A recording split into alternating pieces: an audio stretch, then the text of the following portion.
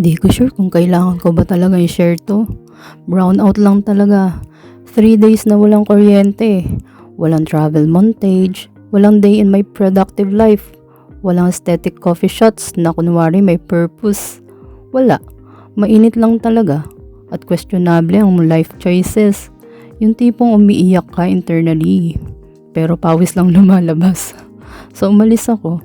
Nag-staycation. Hindi para hanapin ng sarili ko. Nahanap ko na siya. Pawis na pawis lang talaga ako at puyat. May isa pa akong option. Yung dati kong bahay. May aircon din yun. May comfort. Complete package. Technically, pwede pa ako bumalik doon. Pero hindi ko alam. Parang mas nakakatamad bumalik sa lugar na may history. Yung tipong malamig yung kwarto. Pero mainit yung memories. So hindi na.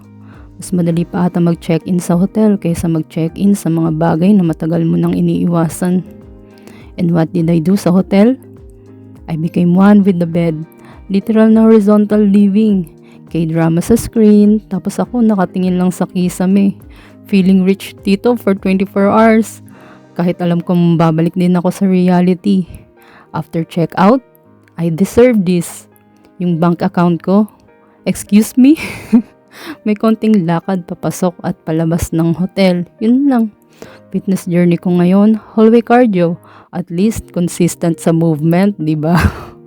At first naisip ko, sana mahilig ako mag-document ng buhay ko. Pero habang nakahiga ako, doing absolutely nothing. Na-realize ko, kaya pala hindi ko ni-record. Wala palang interesting. Minsan, hindi private, meaningful moment yung nangyayari. Minsan talaga wala lang. And maybe that's okay. Hindi lahat kailangan may meaning. Hindi lahat kailangan may lesson.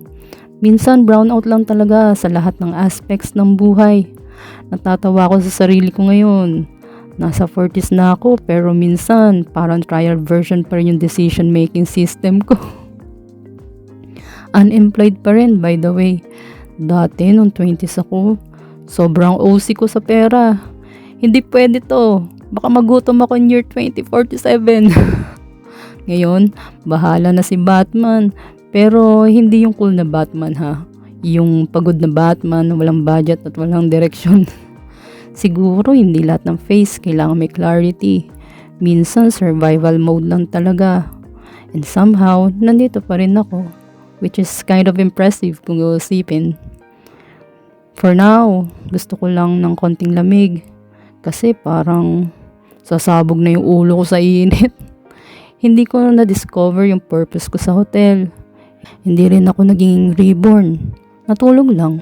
Then bumalik sa parehong buhay. Parehong inbox. Parehong uncertainty. Pero somehow, mas maganang konti. Hindi dahil may sagot na ako. Kundi dahil minsan pala, pahinga lang talaga. Hindi lahat ng escape ay pagtakas. Minsan maintenance lang. Parang cellphone, hindi mo hinihintay maubos bago i-charge. At apparently, ganun din pala ang tao. Hindi pa rin malinaw lahat.